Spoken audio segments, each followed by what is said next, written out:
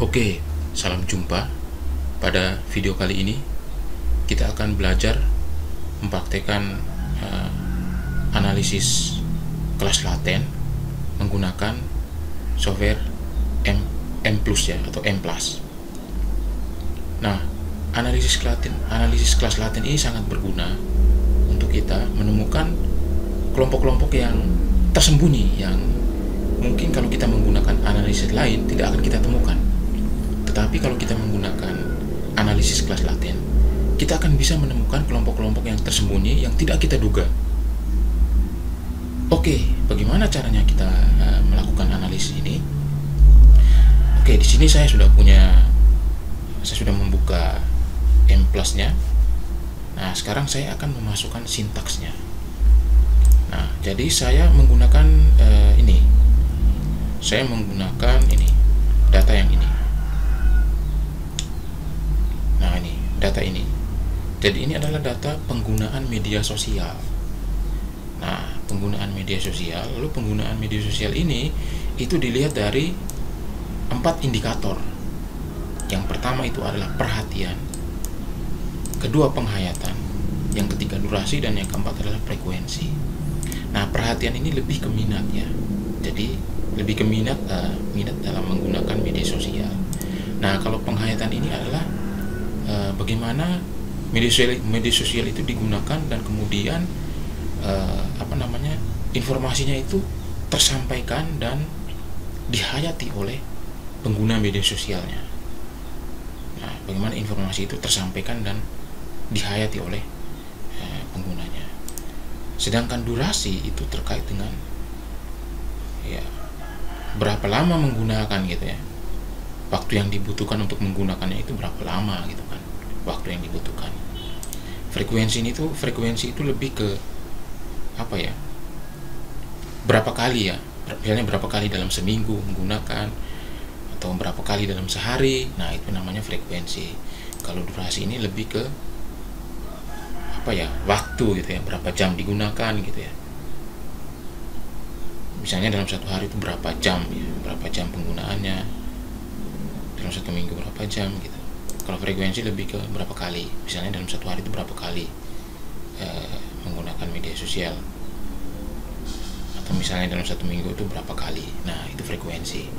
Nah, jadi penggunaan media sosial itu dilihat dari 4 indikator ini. Nah, kita akan melakukan analisis kelas laten ya, dan kita akan melihat kira-kira apa saja kelompok-kelompok yang akan muncul ya. Apa saja kelompok-kelompok yang akan muncul dari data seperti ini gitu ya.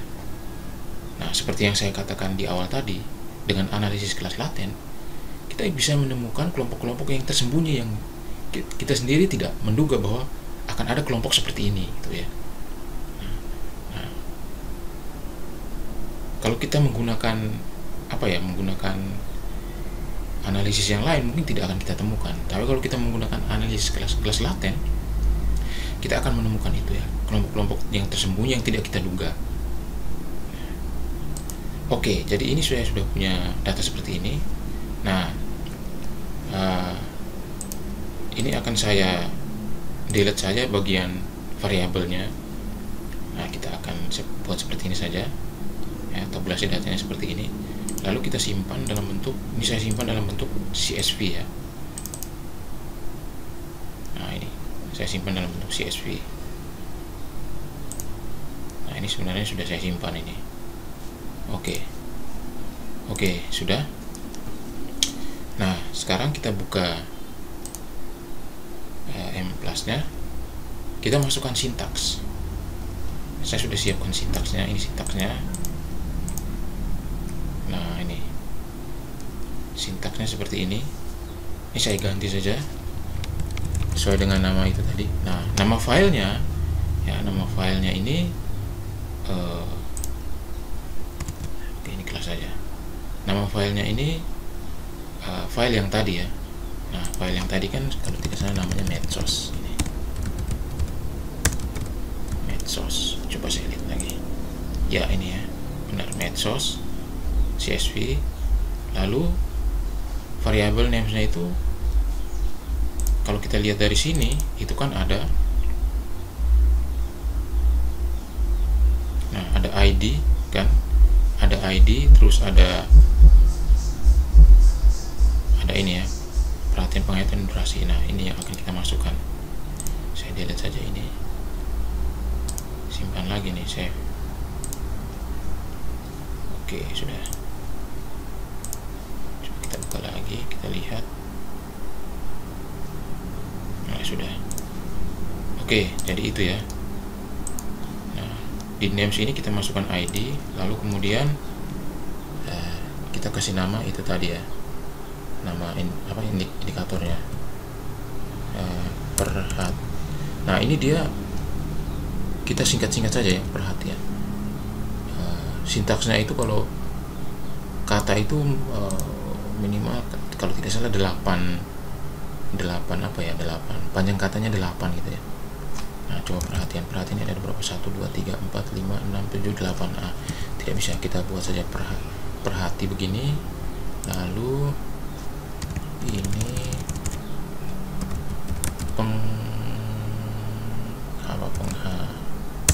penghayat gini ya. 1 2 3 4 5 6 7 begini ya, penghayat gini, penghayat, perhatian, lalu ini tadi durasi, ini frekuensi, ini aja ya. Nah ini penghayat gini aja. Nah lalu ada auxiliary itu ID-nya, lalu user variables-nya itu adalah yang di atas tadi tuh, yang ini. Nah ini user variables-nya, kita copy saja nih, copy, masukkan di sini, paste. Nah oh belum ya, perhati ini, copy, oke, paste. Nah terus yang ini juga sama, paste lagi yang tadi. Nah lalu kita milih nih mau kelasnya berapa. Nah di sini saya langsung munculkan saja kelasnya 2, karena nanti kita bandingkan ya, kira-kira lebih baik yang mana, menggunakan 2 kelas apa 3 kelas apa 4 kelas. Nah lalu yang berikut ini, nah ini juga kita ganti nih. Nah yang lain-lain ini default ya, ini default. Kalau type ini juga default. Nah yang kita ganti series ini, seriesnya diganti, ini jadinya ikut sama seperti yang di atas, perhati. Lalu ini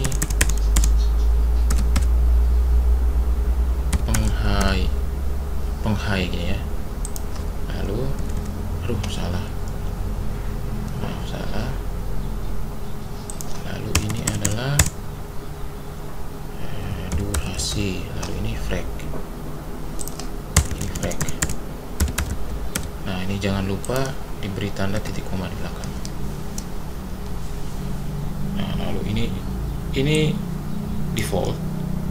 Lalu yang ini kita ganti juga nih, save data file ini kita ganti saja medsos apa ya, medsos segini aja ya, medsos ada tanda ininya. Oke. Medsos tanda gini ya. Nah file yang ini, file medsos ini dia akan muncul, dan di dalam file medsos txt ini itu nanti ada kelas membership. Jadi respondennya itu sudah dikelompokkan. Responden ini masuk di kelompok yang mana, responden yang ini masuk di kelompok yang mana. Jadi kelas membershipnya gitu.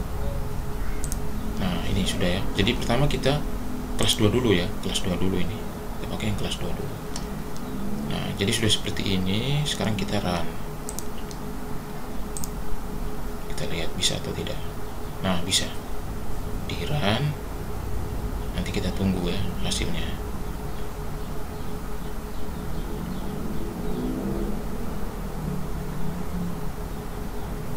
Oke, nah jadi sebelum kita analisis, kita perlu memilih itu model yang mana yang lebih, model dengan kelas berapa, kelas dengan jumlah kelas berapa yang cocok gitu ya.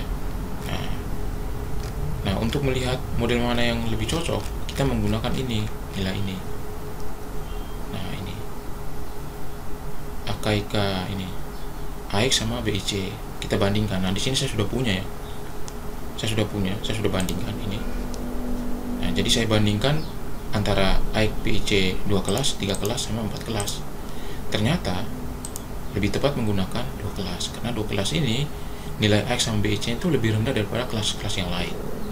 Nah, coba kita lihat nilai AX untuk kelas 2 itu kan lebih rendah daripada nilai AX untuk kelas 3 dan 4. Begitupun nilai big-nya untuk kelas 2 itu lebih rendah daripada yang lain. Sehingga kita putuskan kita menggunakan 2 kelas. Maka ini sudah tepat. Nah, karena ini kan 2 kelas. Nah, ini sudah tepat. 2 kelas kan. Nah, lalu bagaimana cara kita melihat gitu ya, pengelompokannya? Nah, kita lihatnya di sini, ini di result ini probability scale. Nah, ini kalau kita lihat ada laten kelas 1 sama laten kelas 2. Di laten kelas 1 sama laten kelas 2 itu sudah ada indikatornya masing-masing, perhati, penghayatan, durasi, dan frekuensi. Nah, di masing-masing indikator itu ada kategorinya, kategori 1 sama kategori 2. Nah, kategori 1 sama kategori 2 ya, itu sesuai dengan yang kita buat di sini. Nah, yang kita buat di sini. Nah, ini kan skornya kan 1,212. Nah, 1 ini untuk yang kategorinya rendah, 2 ini untuk yang tinggi. Nah, sehingga kalau kita lihat di sini, misalnya di perhatian yang mereka yang di kelas 1 itu mereka perhatiannya rendah nih. Nah, perhatian mereka rendah karena nilainya itu kan lebih tinggi yang di kategori 1 dibanding kategori 2. Jadi perhatian mereka rendah. Jadi mereka yang di kelas 1 perhatian mereka rendah. Lalu penghayatan mereka juga rendah. Tapi durasi sama frekuensi mereka tinggi gitu, lebih tinggi gitu. Nah, lebih tinggi nih. Durasi sama frekuensi lebih tinggi, khususnya durasi. Durasinya 1 nilainya. Nah, kita cocok masukkan mereka yang di kelas 1 ini sebagai kelompok seperti apa gitu kan. Kita bisa memberikan nama mereka yang di kelas 1 ini kelompok apa gitu. Nah, kelompok mereka yang perhatiannya rendah, penghayatannya rendah, tapi durasi sama frekuensinya itu tinggi, terlebih yang durasi. Nah, itu. Nah, bisa jadi begini ya. Ini analisa saya ya. Analisa saya bisa jadi mereka yang di kelas 1 ini itu mereka yang ikut-ikutan tren aja gitu.